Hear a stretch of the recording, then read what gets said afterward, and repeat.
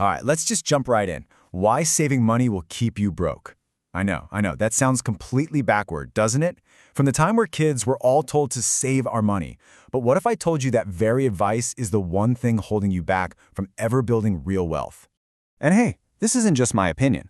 That's a direct quote from a self-made millionaire, Mark Tilbury. He's basically saying the path to becoming a millionaire had absolutely nothing to do with pinching pennies and stuffing cash under a mattress. So, if saving isn't the answer, what is? And why is all that old advice so wrong now? Well, it all starts with something the source material calls the money-saving trap. And the idea here is pretty chilling. The system isn't broken. Oh no, it's actually working exactly as it was designed to keep you in a cycle of earning and saving, but never really getting ahead. So, the core argument is that the financial playbook our parents and grandparents used is just dangerously outdated today. For you, for me, for anyone trying to build wealth now, saving your way to $1 million is like trying to fill a bucket that's got a massive hole in the bottom. And to really get why, we have to look at what our money actually is. Meet fiat money. See, back in the day, a dollar was a claim on a real, physical thing, a little chunk of gold.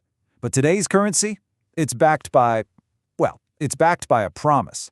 The government says it's valuable, so we all just kind of agree that it is. And that gives them unbelievable control, because they can decide exactly how much of it gets printed. The easiest way to think about it is this. Your cash is a lot like Monopoly money. Inside the game, it's king. It's everything.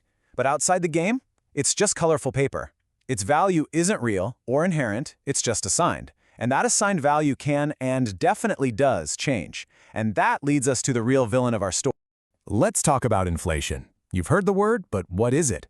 It's this silent, invisible thief that's making every dollar you own worth less and less over time. It's the reason your hard-earned savings aren't just sitting still, they are actively shrinking. Look at this. This one image shows you the entire problem.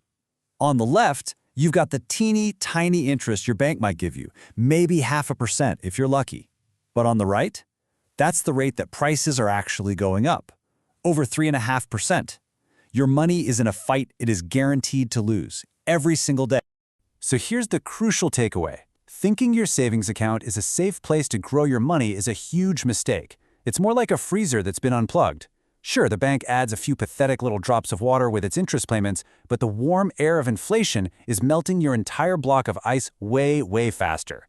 And this isn't some abstract theory, right? You feel this in your own life. Think about it. Not too long ago, a few bucks could get you a whole experience. Today, that same money can barely get you in the door.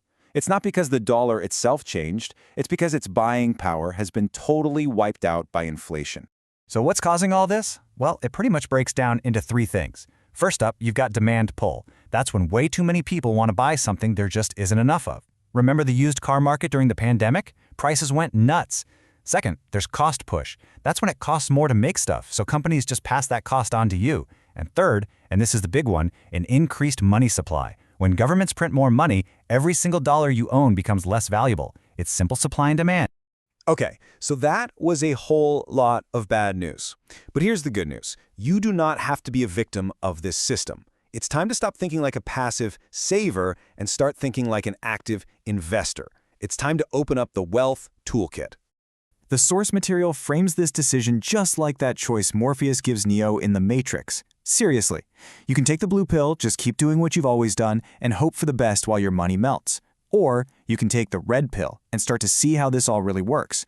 Start to see money not as something to hoard, but as a tool to build with. Now, this is one of my favorite analogies from the sources. Think of every single dollar you have as a tiny worker on your team. If you leave those dollars in a savings account, they're basically on strike. They're just sitting there doing nothing. But when you invest them, you are sending that team out to work for you, 24/7, building your own personal wealth factory. So where do you put these little workers to use? This table gives us a fantastic roadmap. Just look at the primary goal for each one. A savings account's goal is just hoarding, with returns that are guaranteed to lose. But an S&P 500 index fund, its goal is growth, with historic returns that crush inflation. Things like gold and silver are for protection, and a money market fund gives you liquidity with way better returns than a bank. It's about using the right tool for the right job. So let's crack open that starter pack. Low-cost index funds are amazing. They're a super simple way to own a tiny piece of the entire stock market, so you grow as the whole economy grows. Fractional shares? A total game changer. They let you invest in huge companies like Amazon or Tesla, even if you only have a few bucks to start. See, the key here is that all of these are tools designed for growth, not just for storage. Now, before you jump in head first, there are some absolutely essential rules. First, and this is non-negotiable, build yourself an emergency fund. 3 to 5 months of living expenses sitting in cash. That's your safety net. After that, the rules are pretty simple. 2. Use platforms with low fees, because high fees will literally eat all of your returns. 3. Buy and hold. This isn't about getting rich quick, it's about holding for the long term. And 4. Start as early as you possibly can. The most powerful tool in your entire toolkit is time. The best day to start was yesterday. The second best day is today. And you know, that last point is so critical, it really needs its own section. We are often so paralyzed by the fear of losing money by investing that we completely ignore the guaranteed loss of doing nothing at all. Let's just put a real number on this.